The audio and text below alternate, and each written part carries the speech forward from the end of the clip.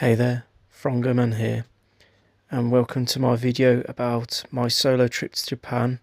In this particular segment where I'm visiting Hiroshima and Miyajima Island, if I'm pronouncing it properly. So first of all, I took it as a day trip from Kyoto using the Shinkansen, which took me to Kyoto Station. And I went straight to Miyajima Island first, where, as you saw in the first couple of clips, I took another train to the ferry, all included in the JR Pass, by the way, so very convenient if you have that. And yeah, so you go across the ferry, you get into the island, and as you can see, there's by the port a lot of shops and hotels, and there's a beach too, which is nice, and there's the iconic gates further ahead. And then there's filming back to Hiroshima, or Hiroshima if you pronounce it how the Japanese do. But anyway, it's a nice island. You can actually stay on the actual island too.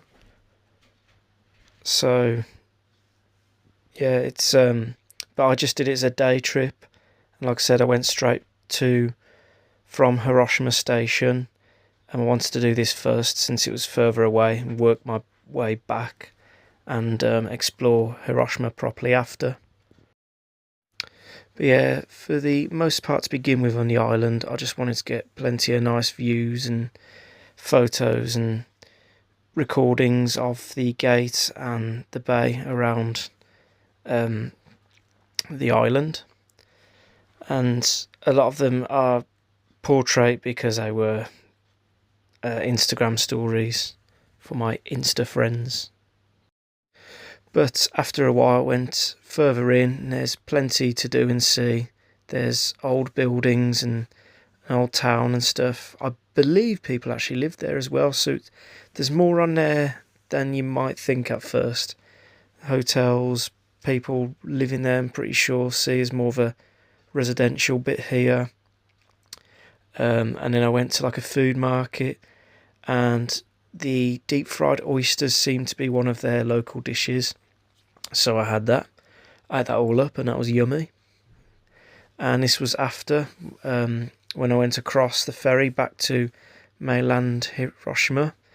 I took a bus that was also included in the JR Pass over to the Peace Park and the Atomic Dome here.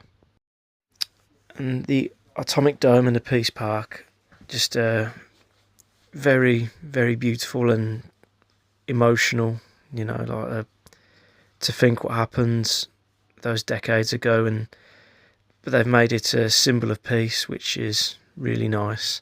And just the surrounding park it's very relaxing and picturesque too. And I believe there was a couple of school trips there. There was a lot of children walking around there and stuff, so with the schools. So it did limit my filming a bit because I didn't want to film heaps of people, but I still managed to get plenty of good clips, as you see.